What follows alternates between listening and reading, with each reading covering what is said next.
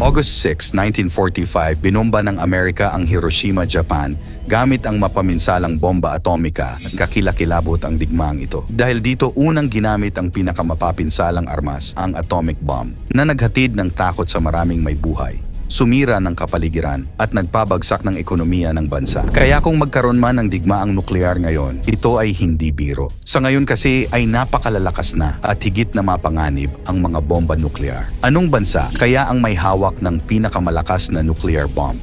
Hanggang saan ang kayang sakupin at sirain ito? At gaano katindi ang pinsalang dulot sa oras na ito ay gamitin? Yan ang ating aalamin.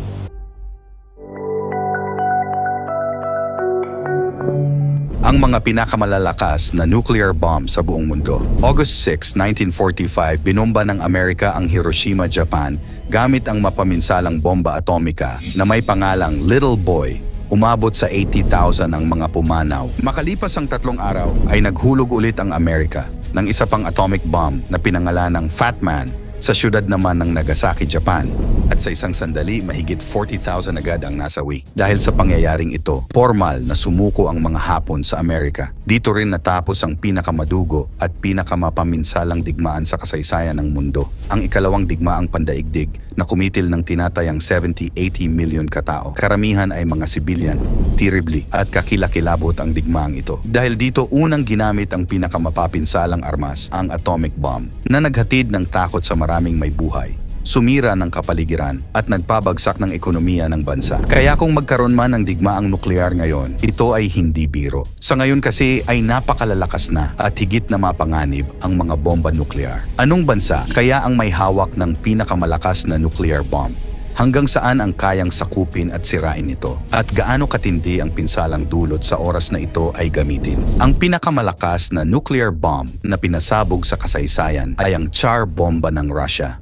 Ang Tsar Bomba, ang pinakamalakas na nuclear bomb na ginawa at pinasabog ng bansang Russia noong 1961 at ang lakas nito ay umaabot sa 50 megatons. Pero alam nyo ba na ang totoong balak talaga ng Russia noon ay gawin ang Tsar Bomba sa 100 megatons. Pero dahil sa banta at tindi ng magiging epekto ng pagsabog nito sa paligid at para sa kaligtasan ng mga magdadala ng bomba, ay binawasan ito. Gayunpaman, ang Tsar Bomba ang na may 50 megatons ay nananatiling pinakamalakas na nuclear bomb sa buong mundo.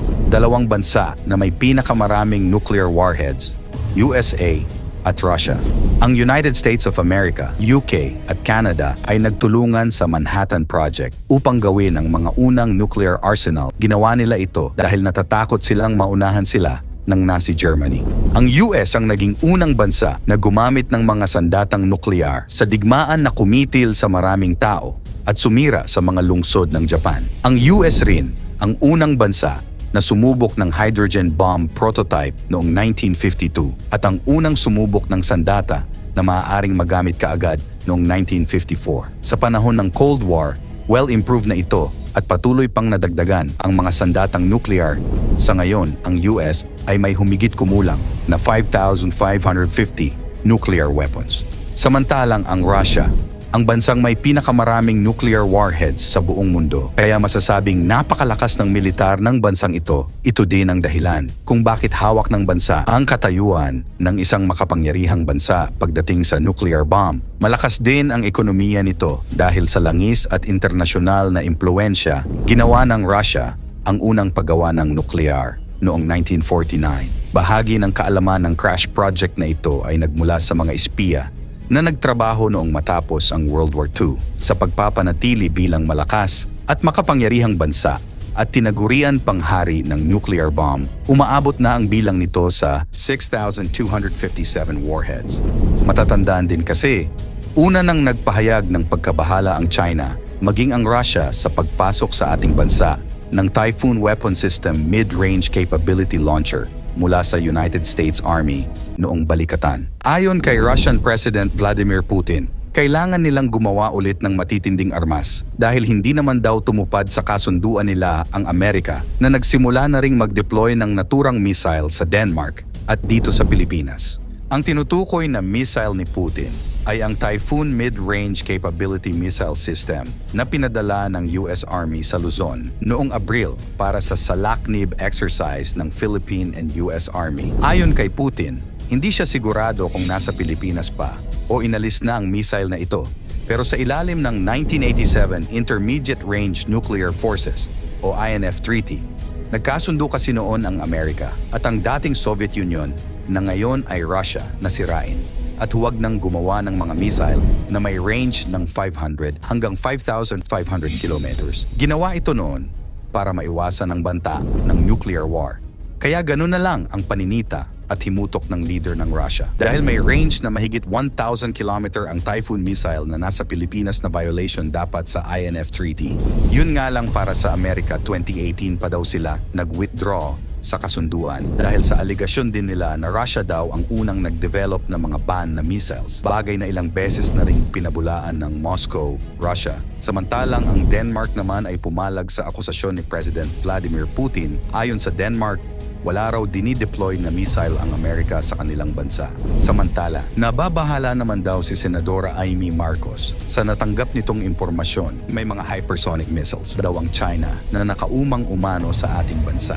Makikita ito sa kaniyang social media post. Sinabi niyang meron daw siya ikinatatakot sa China para sa ating bansa. May nakita ako na plano ng China na gagamitin yung hypersonic missile. Hindi naman nila iniisip na lulusob dito sa Pilipinas yung katakot-takot na army nila, mga navy nila. Hindi ganoon. Ang plano air. At ang plano yung hypersonic missile at nakatakda na yung 25 na target nila.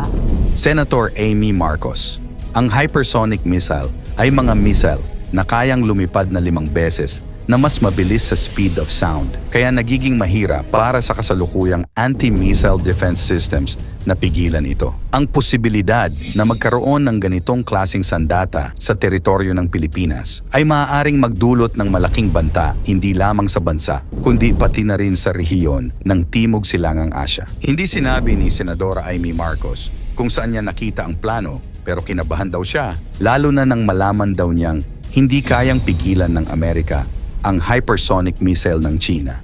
Kapag hypersonic daw, kayang-kaya pumasok. Ganyan lang kadali. Durog daw. Magbabasa natin, may mga Brahmin missile na sa Batanes, pati sa Subic. So yung dalawang yun ang uunahin kasama ng Ilocos kasi may mga live fire na balikatan. Nakakatakot nga eh. Ano ba yan? 25 ha, hindi biro-biro yun. Wala pang komento sa ngayon ang Department of Foreign Affairs at Department of National Defense. Samantala, ang Chinese Embassy naman sa Pilipinas, sinabing titingnan daw muna ang post ng senadora. Ayon sa AFP, patuloy silang nagmamatsyag at nag-aaral sa mga ulat tungkol sa posibleng paglalagay ng hypersonic missiles sa Pilipinas dahil nakasalalay dito ang pambansang seguridad. Ikaw, ano ang masasabi mo sa kinatatakot ni Amy Marcos na banta sa hypersonic missile na inilagay di umano ng China sa mga lugar sa Pilipinas at sa mga bansang palihim na gumagawa ng mga nuclear weapons? I-komento mo naman ito sa ibaba. Paki-like ang ating video. I-share mo na rin sa iba. Salamat at God bless.